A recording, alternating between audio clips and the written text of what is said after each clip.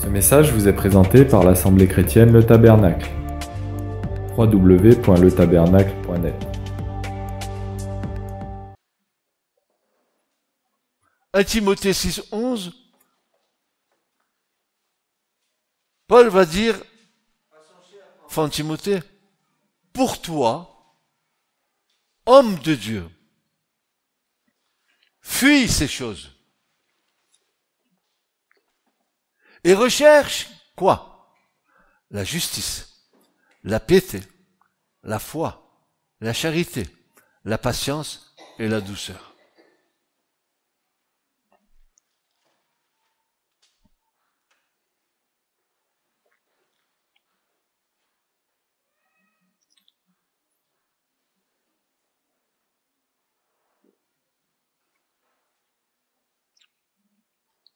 Il s'adresse à Timothée parce que Timothée, c'était un homme de Dieu, un serviteur de Dieu.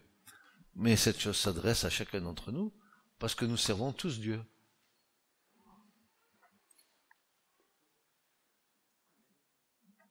Alors, il nous dit de fuir certaines choses, toutes les choses qui nous empêchent et qui nous séparent de Dieu, et il nous demande de rechercher la justice, la piété, la foi, la charité, la patience, la douceur. Voyez un petit peu le listing.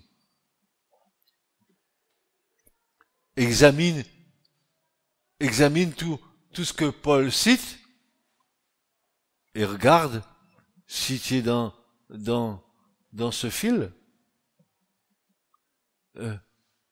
Est-ce que tu recherches ça? La piété? Ah oui, si tu prétends vouloir servir Dieu, homme de Dieu, recherches-tu la piété, la foi, la charité, la patience, la douceur, la justice?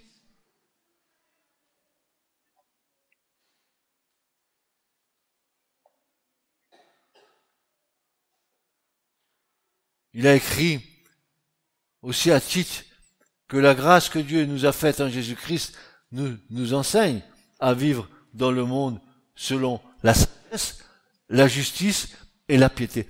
Comment le monde va-t-il reconnaître que nous appartenons à Christ si, quand nous sommes dans le monde, nous avons le même comportement que le monde? Le même langage que le monde. Mais moi, j'ai pas le langage du monde. Moi, j'ai le langage de la parole de Dieu. Je parle avec ça. Et je m'astreins tout le temps à parler avec la parole de Dieu. Je m'adapte pas au monde. Le monde, il doit s'adapter à moi dans ma foi, mais pas moi à eux.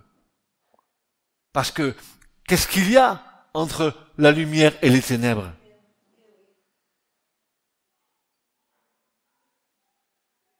Alors, tu peux être très spirituel ici, de venir me dire, regarde ce mot, regarde ce truc, regarde ce machin, regarde ce... Et dès que tu sors, je t'écoute parler, et ton langage, il est comme le langage du monde. Je dis, il y a un problème.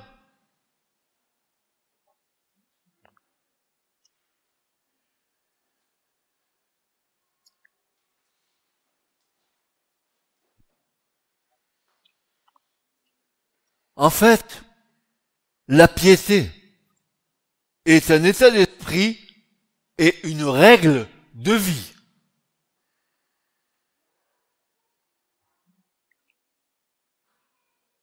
Être pieux, c'est s'appliquer à être agréable à Dieu, à pratiquer ce qui honore Dieu. Le sens même du mot nous est clair. Le mot eusebia en grec signifie respect, piété envers Dieu.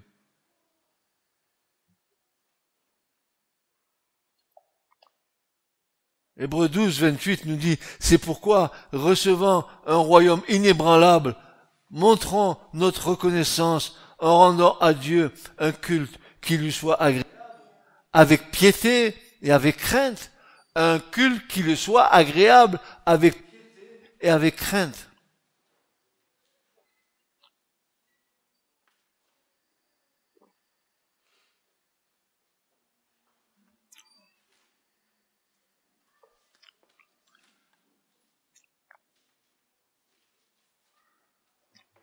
Le mot piété signifiant une vénération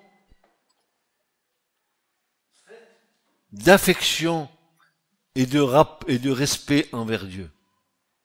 Je répète, le mot piété signifie une vénération faite d'affection et de respect envers Dieu. Et vous allez voir l'impact que ça va avoir, cette piété, par exemple, dans nos familles, etc., avec nos enfants, etc. Vous allez voir. Et aussi, à l'égard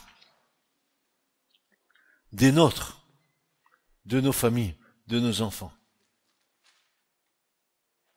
Les enfants ou les petits-enfants doivent apprendre avant tout à exercer la piété envers leur propre famille et à rendre à leurs parents ce qu'ils ont reçu d'eux, car cela est agréable à Dieu. Il faut que vos enfants vous soient reconnaissants de ce que vous faites pour eux. Et ça, c'est un indice de piété dans la maison. Parce qu'ils ont entendu que la piété est un élément moteur de la foi. Comment nous pouvons le comprendre?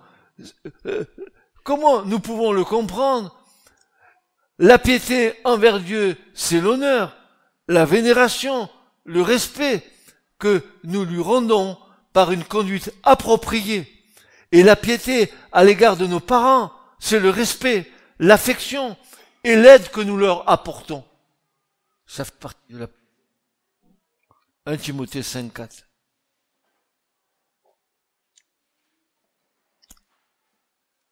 Vos enfants vous respectent-ils? Vous honorent-ils?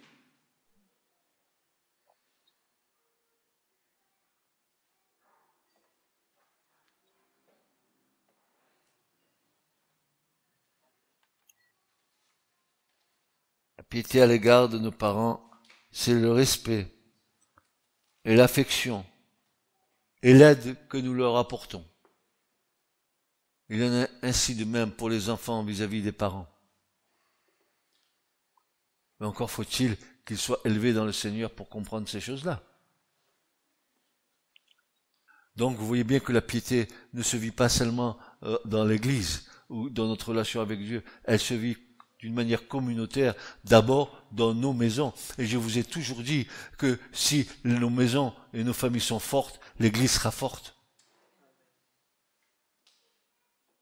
Mais si nous faillissons dans nos maisons, en élevant nos enfants sur beaucoup de principes du monde,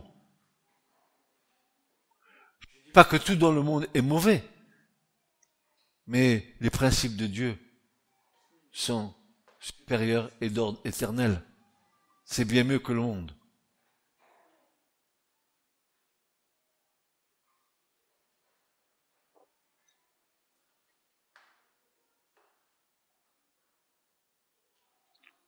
La piété envers Dieu est donc le sentiment qui inspire notre relation avec lui, nous conduisant à rechercher, à faire ce qui lui est agréable. Je veux être agréable à ma femme. C'est pas tout le temps que j'y arrive. Mais je veux lui être agréable. Mais avant tout, ma femme, elle sait très bien que la première chose que je vais rendre, c'est pas à ma femme, c'est à mon Dieu d'abord. Ma femme ensuite. Parce que si je dis que je suis agréable à mon Dieu et que je suis pas agréable avec ma femme, alors j'ai un problème. Par exemple, quand l'Écriture nous dit, tu bénis Dieu, l'image que tu as de Dieu, et pourtant tu es en train de maudire ton frère qui est à l'image de Dieu. C'est pas ça.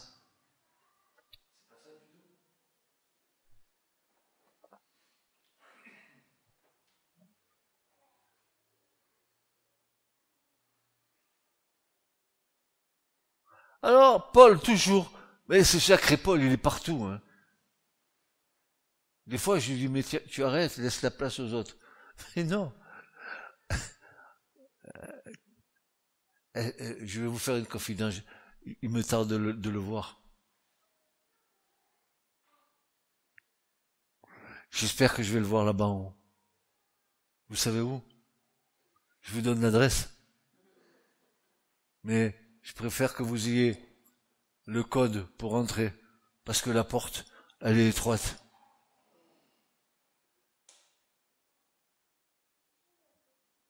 Et peu. Tu vois? Ah, allez les gars, on y va, on rentre dans le royaume, venez avec moi. Plus tu avances, plus la porte elle se rétrécit.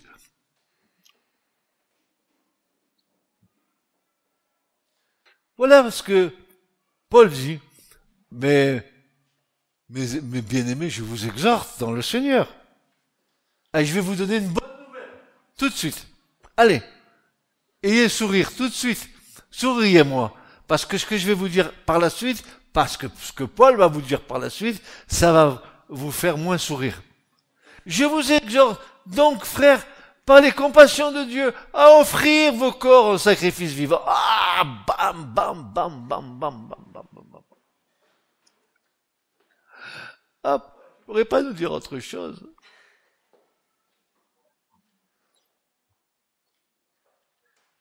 J'exhorte donc, frères, par les compassions de Dieu. Je vous en supplie, dira Paul. Je me mets à genoux devant vous. Je vous en supplie. Offrez vos corps en sacrifice vivant. Oh non, qu'est-ce que je suis beau.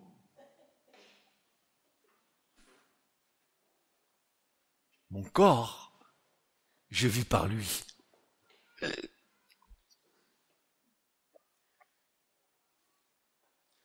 Offrez vos corps comme un sacrifice vivant, saint, agréable à Dieu. Alors, ce qui est de votre part quand même juste simplement raisonnable. Vous croyez pas que vous faites quelque chose d'exceptionnel. C'est un culte raisonnable, voilà. Pas irraisonnable, non. C'est raisonnable d'offrir vos corps en sacrifice vivant à Dieu. Ce n'est plus moi qui vis.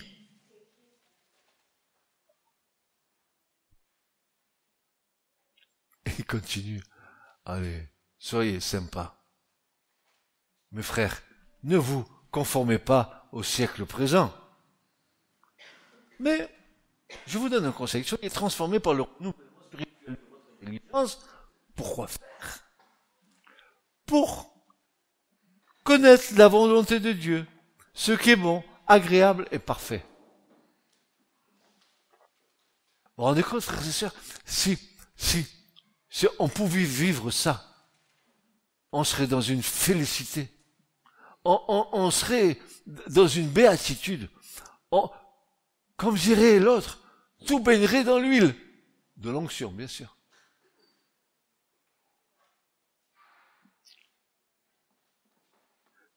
Pour résumer, disons que l'œuvre de la piété envers Dieu, c'est le servir. Lui rendre le culte qui lui est dû.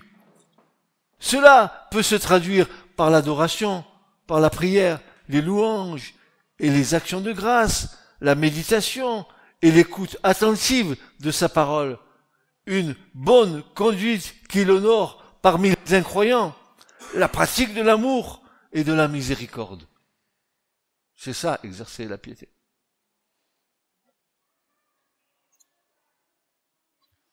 Autre chose.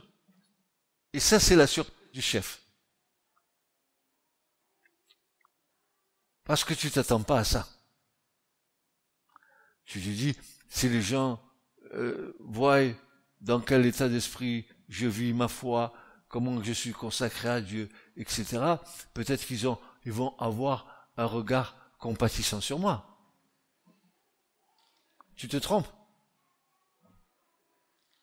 Paul dit à Timothée, dans 2 Timothée 3,12, en outre,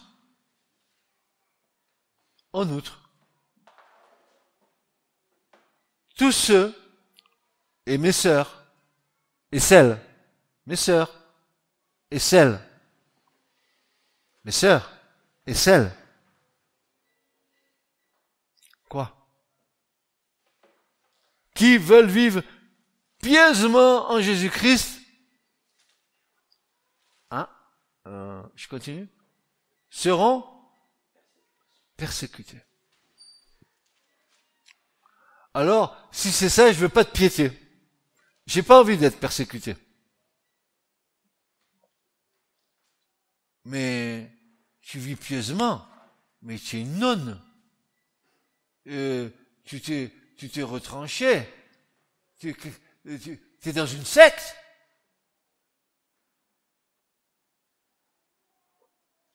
Parce que tu veux vivre pieusement en Christ. Parce que tu veux obéir à la parole de Dieu. Alors le monde te juge. Mais moi, je vais me laisser juger par le monde? Je vais me laisser juger par des gens qui sont en train de forniquer avec Satan? Non. Je continuerai à vivre pieusement en Jésus-Christ. Je désire être à l'image de mon Seigneur. Et peu importe qu'on dirait de moi, mais ton mari, il a fait de ta maison un cloître. Il a fait de toi une bonne sœur. Non, non. Mon mari, il n'a rien fait de tout ça. Mon mari s'occupe de ses oignons, moi je m'occupe des miens, mais ensemble on se retrouve. Notre marche n'est pas pareille. Mais si nous nous consacrons au Seigneur, tôt ou tard, on va vous traiter d'extrémistes. On va vous traiter de fous. On va vous dire, mais ça va pas. Vous avez, excusez-moi l'expression, vous avez pété un boulon.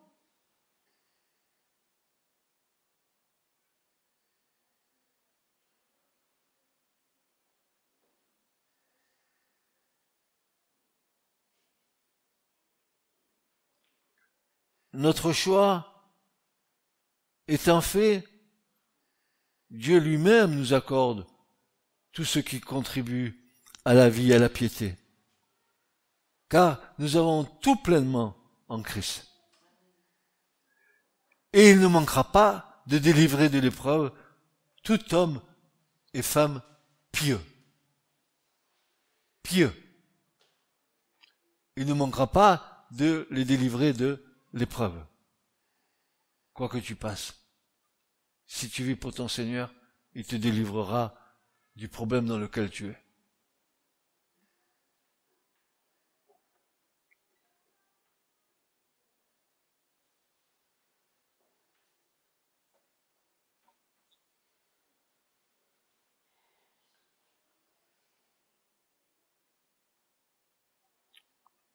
Alors, pourquoi une telle conduite est nécessaire pour nous?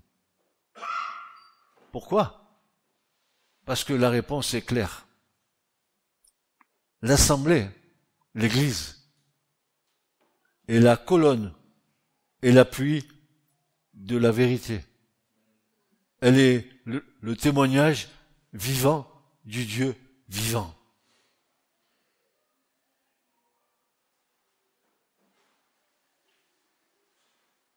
Sur la terre, l'Église, l'Assemblée, est celle qui soutient le message de l'Évangile et qui dispense avec droiture la parole de vie. Elle est une colonne, comme nous serons, nous aussi, des colonnes, frères et sœurs. Qu'est-ce qui fait de nous des colonnes? La réponse nous est donnée par le Seigneur lui-même. Parce que vous n'avez pas renié le nom du juste et que nous avons gardé la parole de la persévérance, Dieu fera de nous une colonne dans son temple. Colonne. Comme ça, toute l'éternité, je vais la passer comme une colonne comme ça. Mais non, t'as rien compris.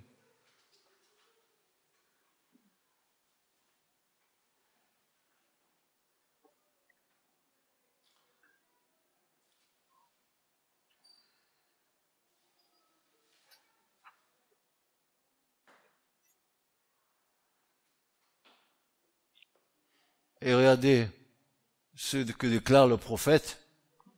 Vous connaissez le prophète Osée, non? Osée 6, verset 6, il parle de la part de l'Éternel, et l'Éternel parle, il dit,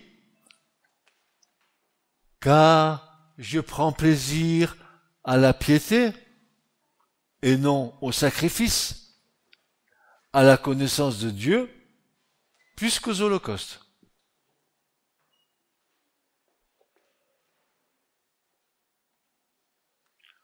Paul donc nous enseigne que le mystère de la piété est grand. L'incarnation, la glorification du Christ sont les grands mystères de la piété. La saine doctrine est selon la piété, car les deux sont inséparables. Et pourtant, dans ces temps de la fin, dans ces temps où nous vivons, il y a une marque que nous devons déceler. C'est cette marque-là. Sache, dit Paul à Timothée, que dans les derniers jours, de Timothée 3,5, sache que dans les derniers jours surgiront des temps difficiles. Et quelle va être l'image que l'Église va donner dans ces temps difficiles? Quel va être le point de repère que nous allons avoir? Eh bien, Paul dit à Timothée, sache ceci, que dans les derniers jours surgiront des temps difficiles, car les gens garderont la forme extérieure de la piété. Regardez-moi.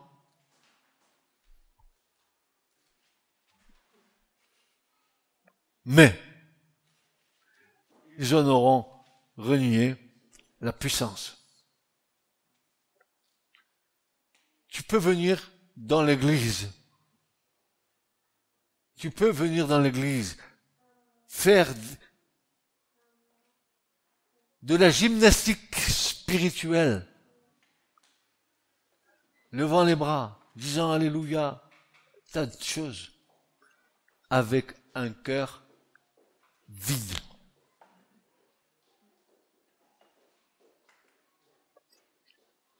Le jour où mon cœur est vide et que je dois venir ici, je viens pas.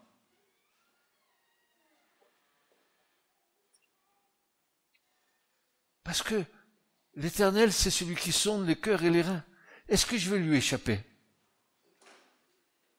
Alors parfois, oui, tu peux venir vide. Ok. Parce que tu as subi certaines choses. Et puis, tout d'un coup, tu vois que pendant le culte du Seigneur, il refait tes forces.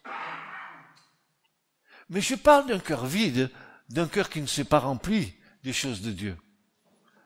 Je parle de quelqu'un qui voudrait venir au milieu, là, ici, assister à un culte, et qui, tout le long de la semaine, a son cœur vide avec Dieu. Pas ou peu de relation avec Dieu. Et encore, la bonté de Dieu fera que peut-être, en venant ici, peut-être Dieu va essayer de le remplir, pour pas qu'il tombe en syncope.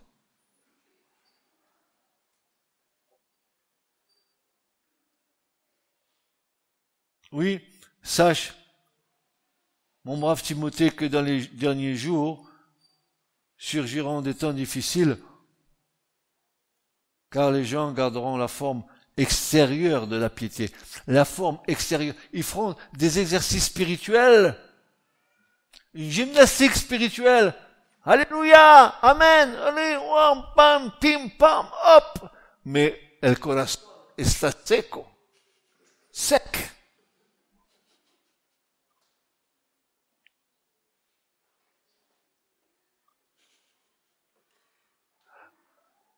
Un cœur rempli de la présence du Seigneur, c'est un cœur qui va exulter, qui va être transcendé dans la présence du Seigneur. C'est pas un amorphisme. C'est pas je subis. Je donne.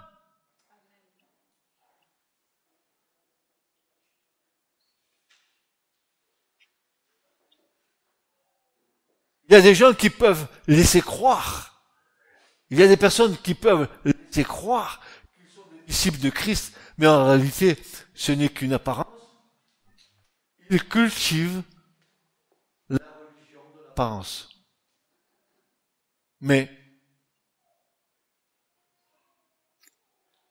voilà ce que Paul va dire encore aux Colossiens, chapitre 2, verset 18, qu'aucun homme, bien sûr aucune femme, sous une apparence d'humilité et par un culte des anges, ne vous ravisse à son gré le prix de la course, tandis qu'il s'abandonne à ses visions et qu'il est enflé de vain orgueil par ses pensées charnelles. Des pratiques, frères et sœurs, peuvent être et paraître bonnes, mais en réalité, elles sont sans valeur aux yeux de Dieu.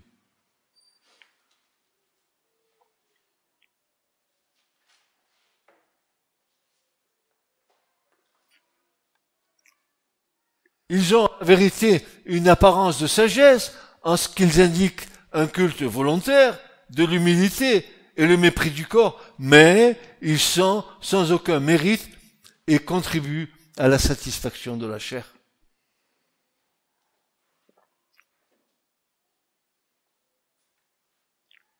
Alors, cette apparence de piété, frères et sœurs, elle peut être personnelle ou collective. Nous pouvons nous tromper nous-mêmes par certaines formes de piété et aussi tromper les autres. Les pharisiens faisaient pour l'apparence de longues prières, des aumônes et des jeûnes. Tout ça, ce sont des exercices spirituels. Mais Jésus les a traités de quoi? D'hypocrites, de comédiens.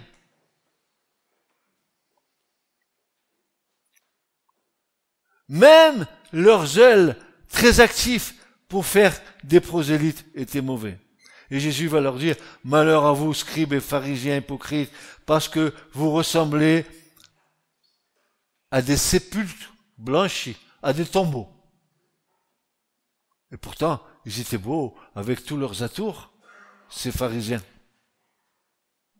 Il va leur dire, vous ressemblez à des sépulcres blanchis, qui paraissent beaux au dehors, que je suis beau, mais qui au-dedans sont pleins d'ossements de mort. Il n'y a pas la vie, il y a la mort. Pourtant, l'extérieur donne l'impression de la vie. Ne vous fiez pas aux apparences. Ne vous fiez pas à ce que vous voyez. Vous allez vous faire tromper à tous les coups. En tant que serviteur de Dieu, je peux vous dire que j'ai été trompé souvent par soi-disant des chrétiens. Au dehors, vous paraissez juste aux hommes, mais au dedans, vous êtes plein d'hypocrisie et d'iniquité. L'apparence de la piété est un mal qui s'amplifie dans les derniers temps. C'est ce que nous observons dans l'Église même de Christ, où les gens semblent se satisfaire d'une forme extérieure de la foi, sans rechercher la réalité d'une transformation de leur cœur. Beaucoup sont capables d'aimer le monde et ses convoitises, et en même temps de venir offrir un semblant de culte à Dieu le dimanche matin, vite oublié, pour se livrer à nouveau à leur plaisir. Leur piété est très brève. Et comme dit le prophète Osée au chapitre 6 et verset 4, votre piété est comme la nuée du matin, comme la rosée qui bientôt se dissipe.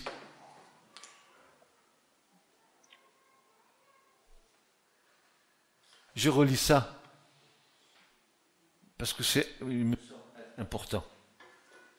L'apparence de la piété est un mal qui s'amplifie dans les derniers temps. Ce que nous observons dans l'Église même de Christ, où les gens semblent se satisfaire d'une forme extérieure de la foi, sans rechercher la réalité transformation profonde de leur cœur. Beaucoup sont capables d'aimer le monde et ses convoitises et en même temps de venir offrir un semblant de culte à Dieu le dimanche matin, vite oublié pour se livrer à nouveau à leur plaisir. Eh bien, leur piété est comme la nuée du matin, comme la rosée qui se dissipe bientôt. Il y a une façon de se moquer de Dieu dans la manière dont nous vivons la foi chrétienne. Mais le Seigneur nous avertit. Il nous avertit en nous disant, ne vous y trompez pas, on ne se moque pas de moi, ou on ne se moque pas de Dieu. Ce qu'un homme aura semé, il le moissonnera aussi.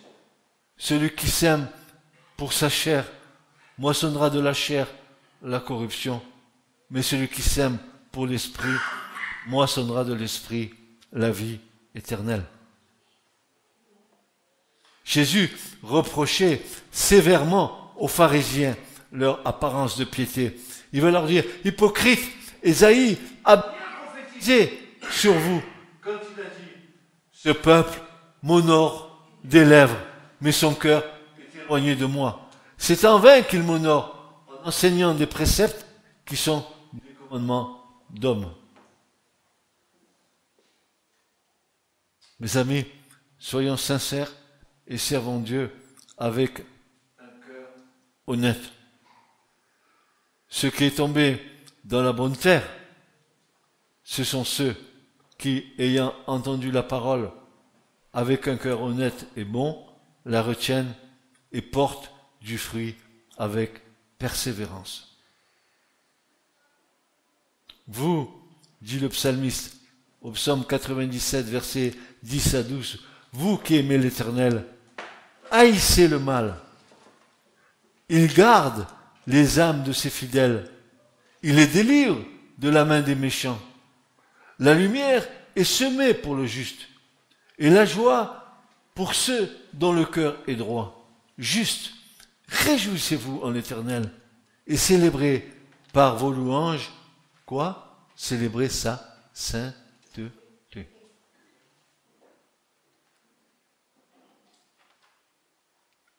La piété, c'est un véritable code de conduite. Tu peux l'avoir réussi, ton permis de conduire, mais gare aux infractions. Tu brûles un feu rouge, mais tiens le permis de conduire quand même. Tu le brûles, gare aux infractions. Gare au dépassement de limites de vitesse. Gare aux conduites en état d'ébriété.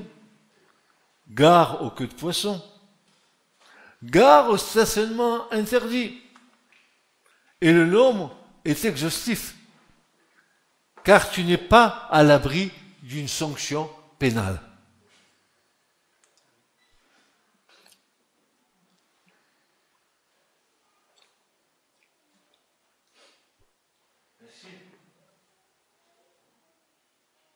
Nous devons être conduits par le Saint-Esprit et nous devons conduire selon les règles de sainteté qui nous mènent dans une véritable piété personnelle. Pourquoi? Car la sainteté convient à sa maison.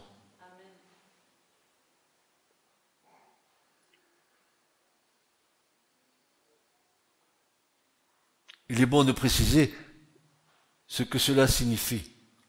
Quand le psalmiste dit que la sainteté convient à sa maison, il veut nous faire comprendre que tout ce qui est honorable, tout ce qui est respectable, tout ce qui est bienséant, en fait, que cela soit en harmonie avec une conduite publique, en conformité avec les usages, ou ici, selon les règles de sainteté. Mais regardons aujourd'hui comment vit l'Église. Et une tristesse s'installe dans nos cœurs. Quand nous voyons le désordre, les libertés vestimentaires, le peu de conscience à l'égard de la présence bénie du Seigneur, etc. Et nous n'avons même pas conscience que nous attristons le Saint-Esprit. En fait, nous sommes présents sans être conscients de la présence de Dieu, puisque nous agissons comme habituellement lorsque nous sommes dans notre maison. Il est temps, et je terminerai par là, de prendre le sac et la cendre et que le peuple de Dieu s'humilie sous la puissante main de Dieu afin de recevoir pardon et miséricorde de sa part. Amen. Amen et amen. Je ne sais pas, mais voilà un sujet qui est peu abordé dans nos sympathiques églises, un sujet dans lequel on laisse à la personne de venir vivre sa foi comme elle l'entend, non selon les règles de Dieu, mais non selon ses règles personnelles. Et ça ne marche pas.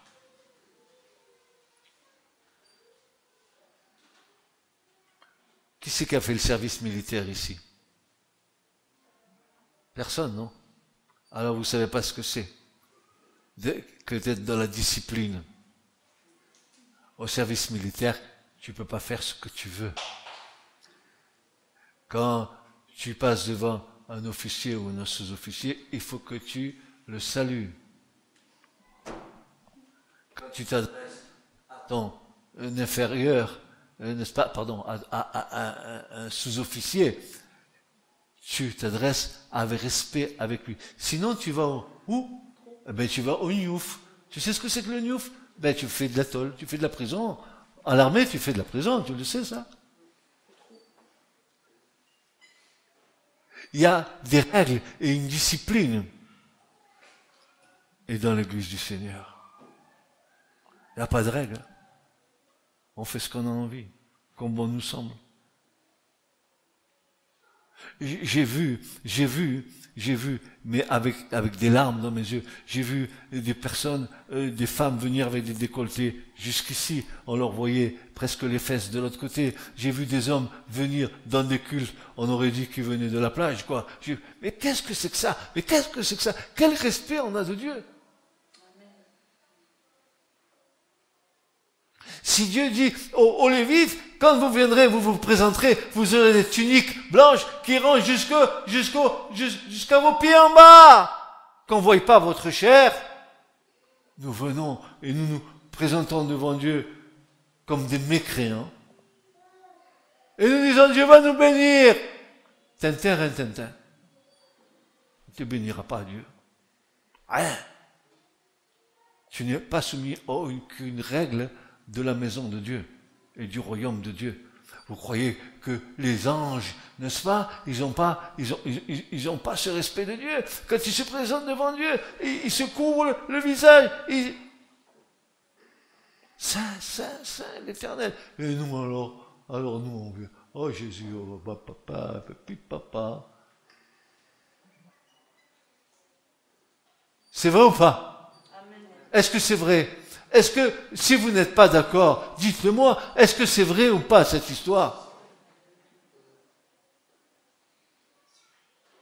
Nous n'aurons pas Dieu. Nous voulons bien recevoir beaucoup de lui, mais en retour, lui attend que nous l'adorions selon les règles de la bienséance, selon les règles de sainteté, dont je vous rappelle que si nous ne recherchons pas la sanctification, la sainteté, nul ne verra le Seigneur. Alors, faut arrêter avec un Jésus bon marché et revenir à une considération de celui qui a créé l'univers entier. Tu ne tremblerais pas devant lui. Honnêtement, tu sais qui est Dieu? Quand tu pénètres un peu et qu'il te permet de pénétrer sa parole, mais tu trembles.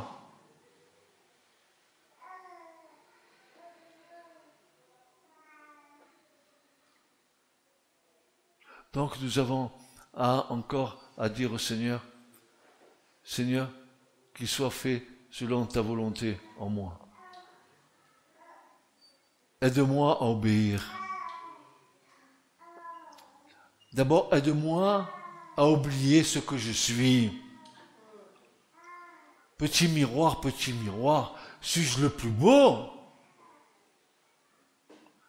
Aide-moi à disparaître afin que tu apparaisses en moi.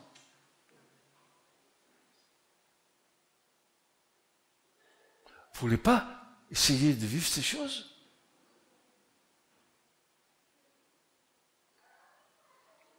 Et tu grandiras. Tu grandiras en maturité spirituelle, en puissance spirituelle, en proportion de ce que toi tu t'abandonnes à Dieu.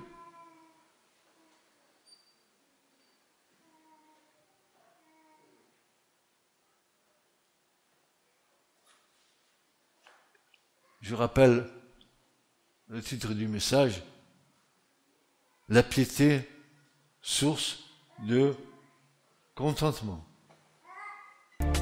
Ce message vous a été présenté par l'Assemblée chrétienne Le Tabernacle. www.letabernacle.net